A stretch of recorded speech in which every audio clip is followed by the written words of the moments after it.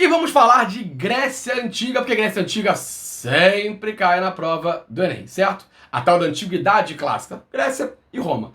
Não é uma aula de filosofia, não vou pautar a minha ideia nos filósofos gregos. Seu professor de filosofia faz isso infinitamente melhor do que eu. Mas vamos aqui bater um papo rápido e curto sobre como é que funcionava essa diferença, né, essas civilizações que vão surgir nessa Grécia Antiga. E aí, por conta disso, vamos começar pelo início, ou seja, de que área que eu estou falando. Então, olha no mapa que vai aparecer aqui na sua tela agora.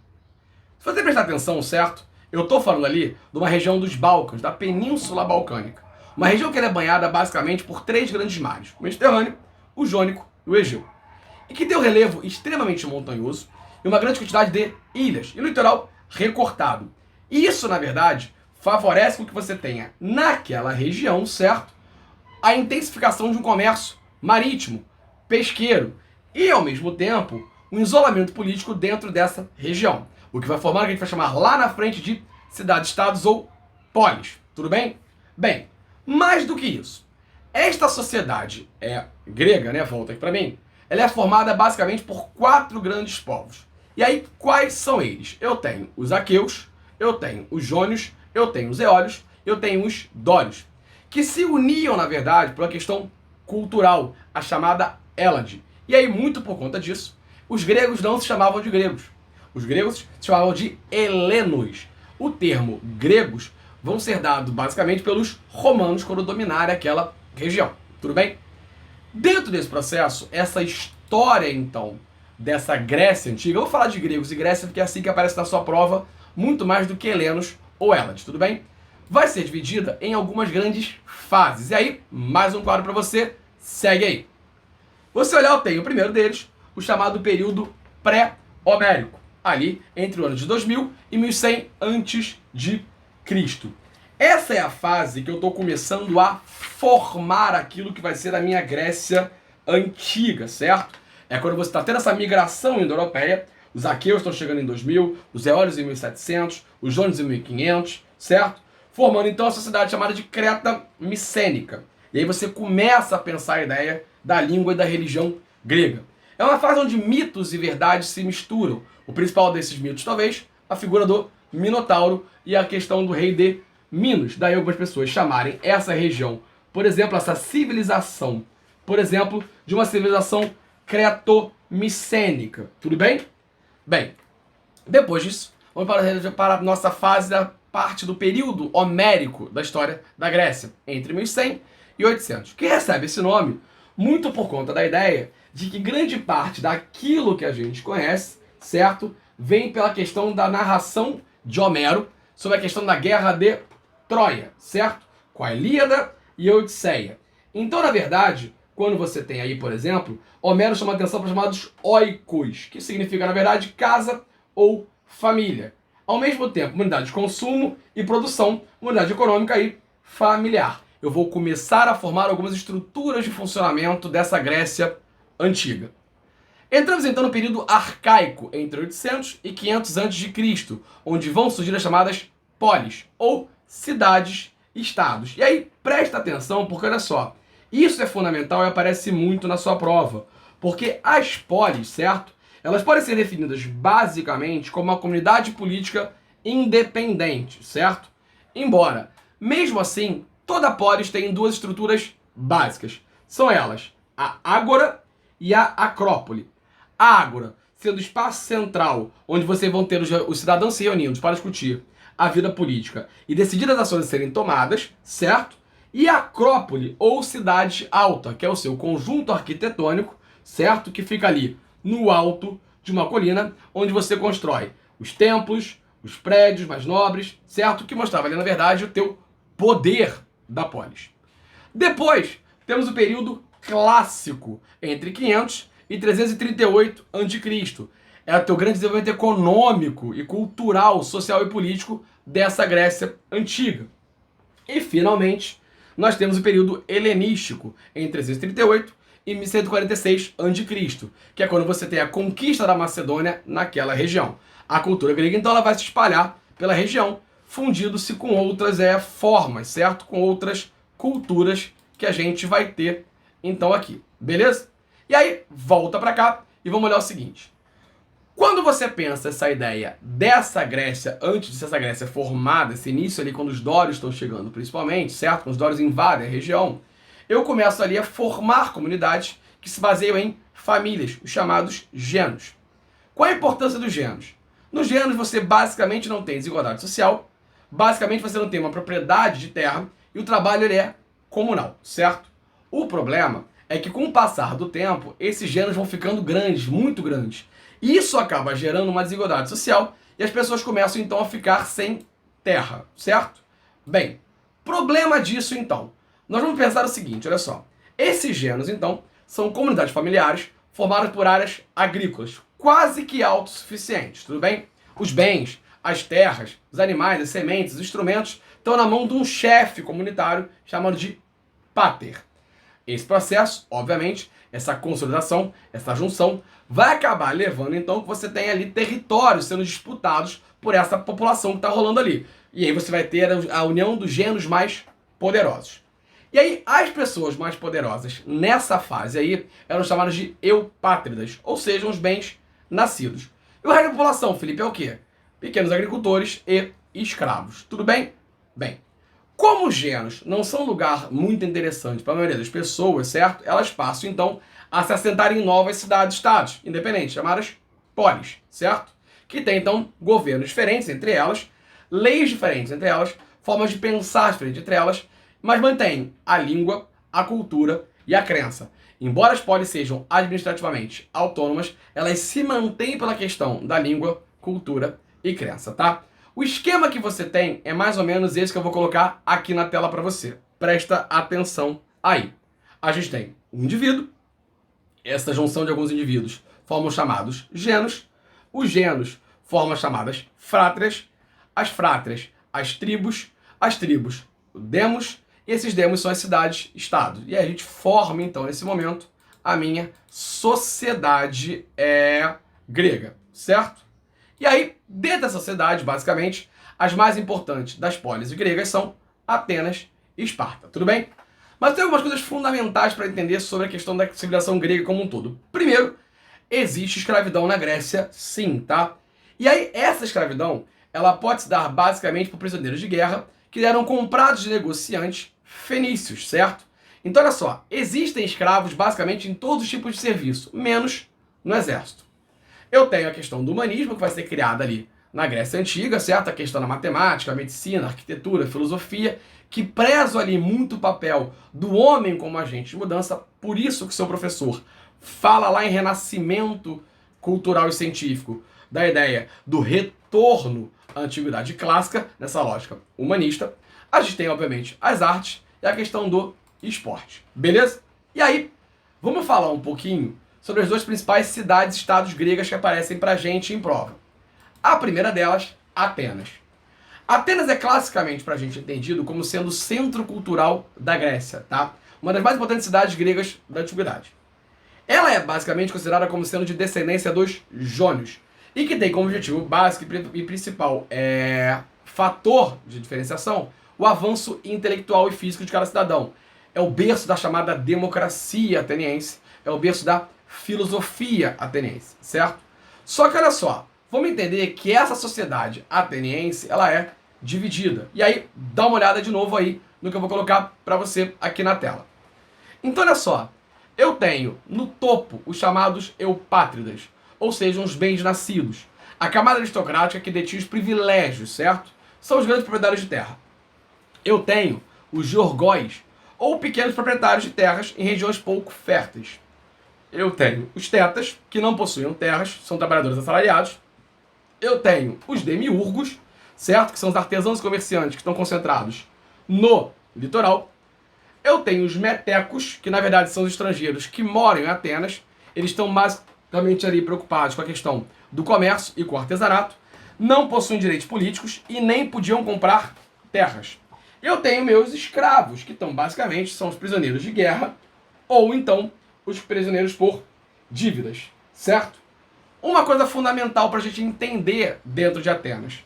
Quando a gente pensa em Atenas, certo? A gente pensa basicamente de um código ateniense que vai ser escrito por Drácon. Daí a questão de você usar a lei draconiana, ou seja, uma série de leis que davam ao Conselho de Anciãos, vamos falar dele daqui a pouco, o direito de punir infratores com a morte ou o exílio, por exemplo, certo? Daí você fala, basicamente, que quando você tem algo muito cruel, você fala como sendo uma lei draconiana, beleza?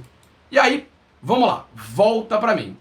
No início, Atenas era governado por um rei e mais tarde, então, por uma oligarquia, ou seja, um governo de poucos.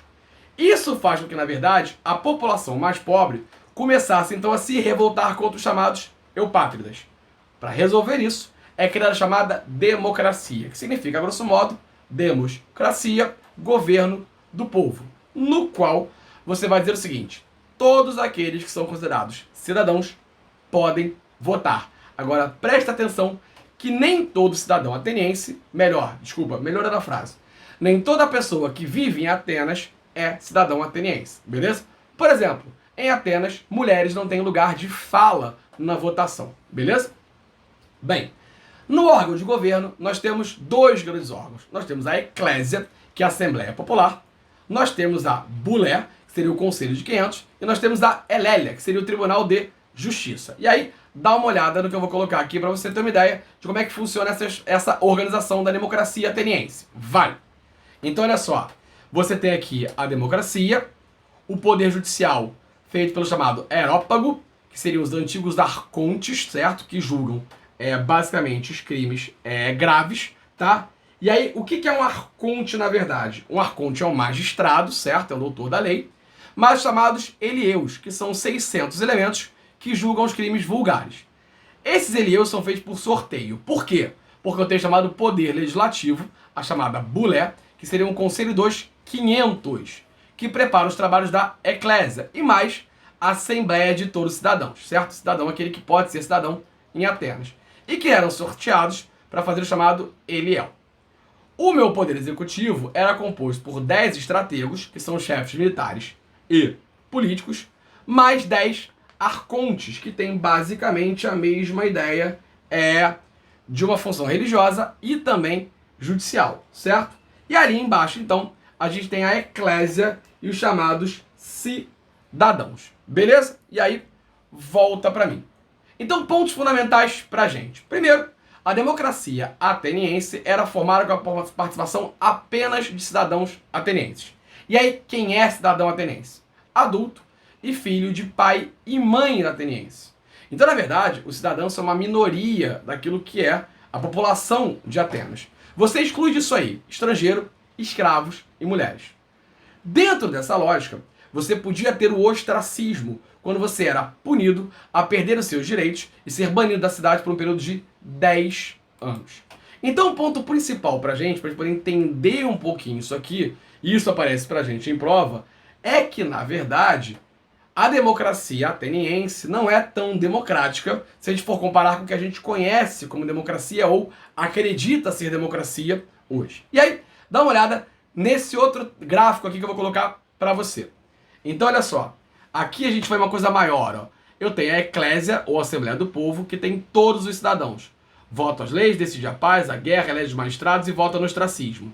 Eu tenho, então, a Bulé, ou Conselho dos 500, já falamos, a Elélia, certo? E os magistrados, os 10 estrategos e os 10 arcontes.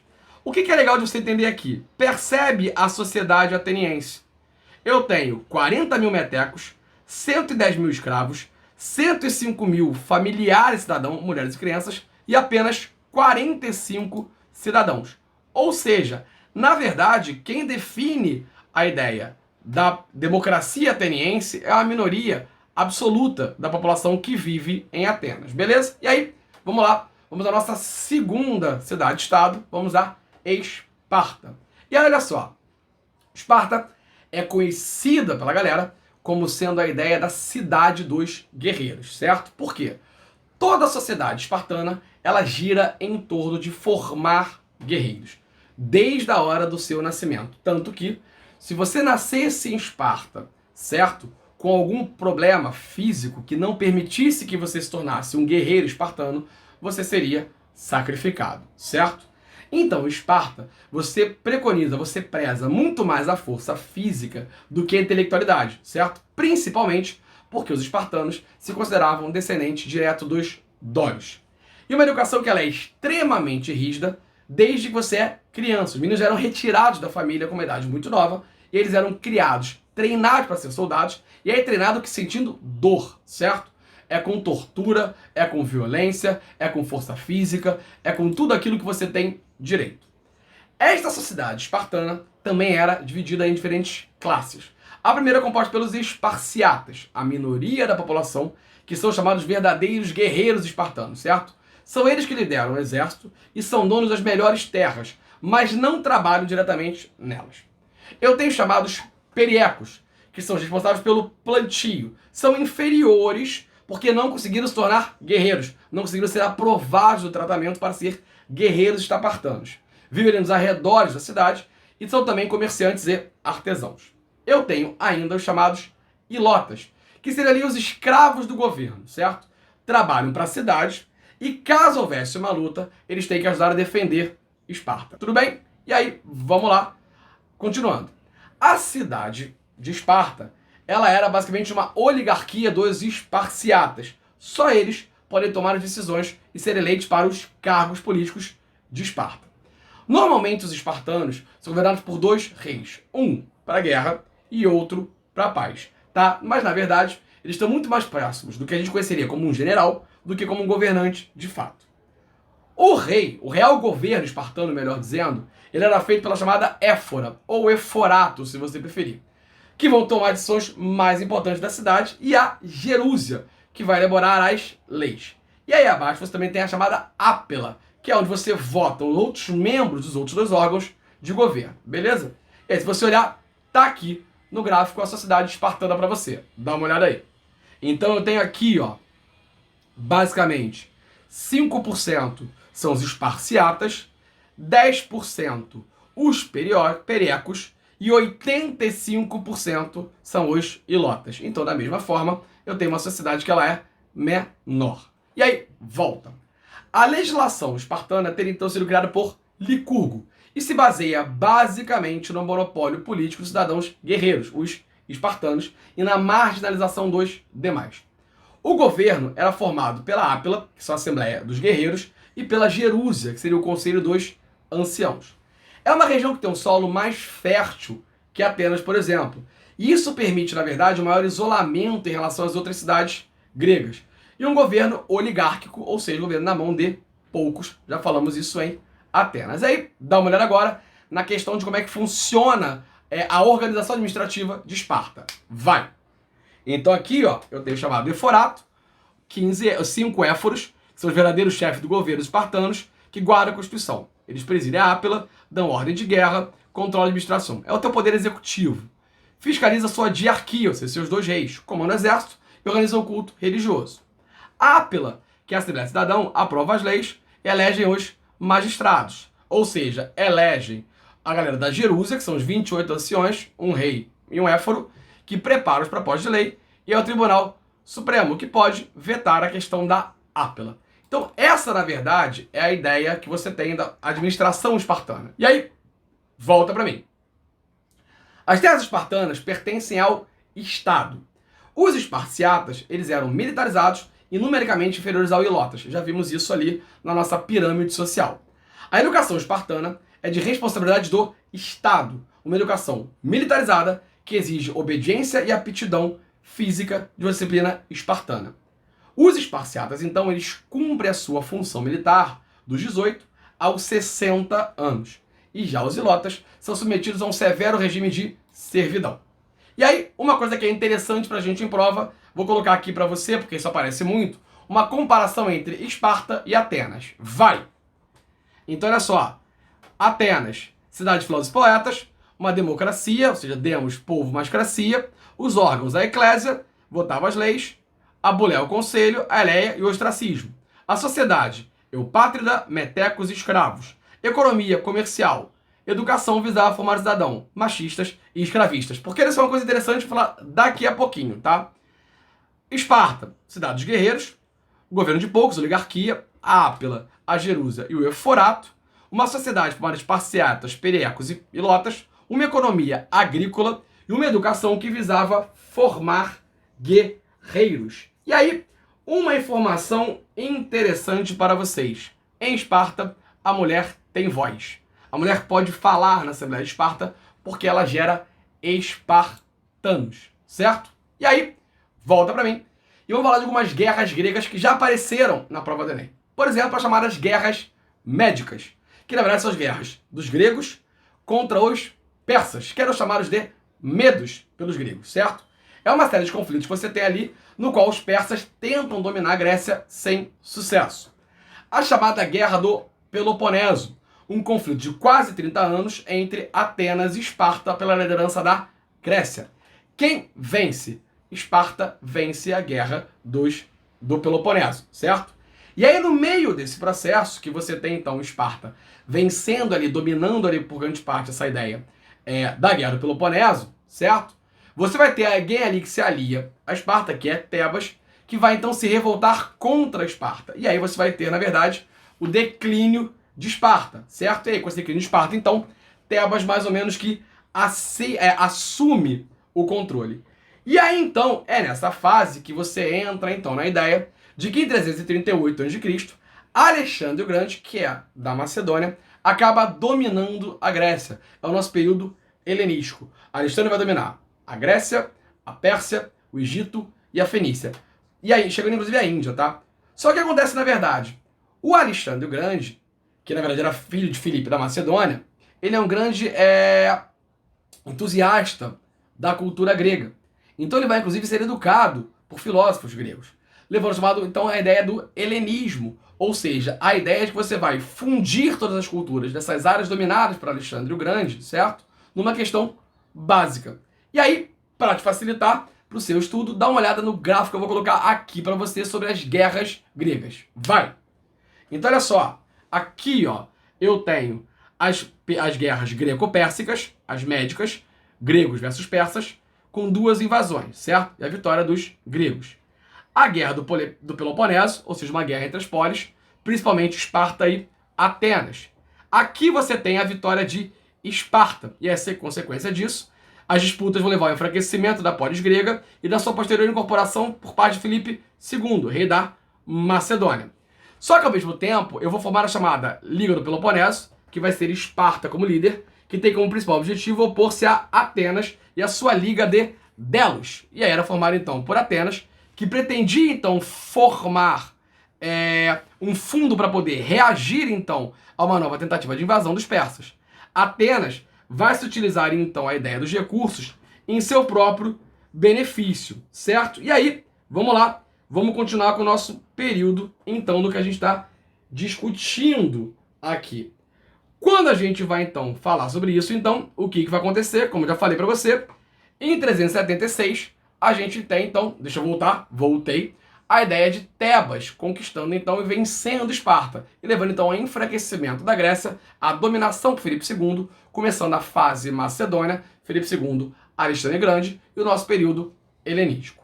Beleza? Pronto, fechamos 23 minutos, ficou longo, mas acho que deu pra gente falar muito sobre aquilo que é a Grécia Antiga. Beleza? Se você gostou, curte, dá um joinha, se inscreve no canal, manda seu comentário, abraço e até o próximo vídeo.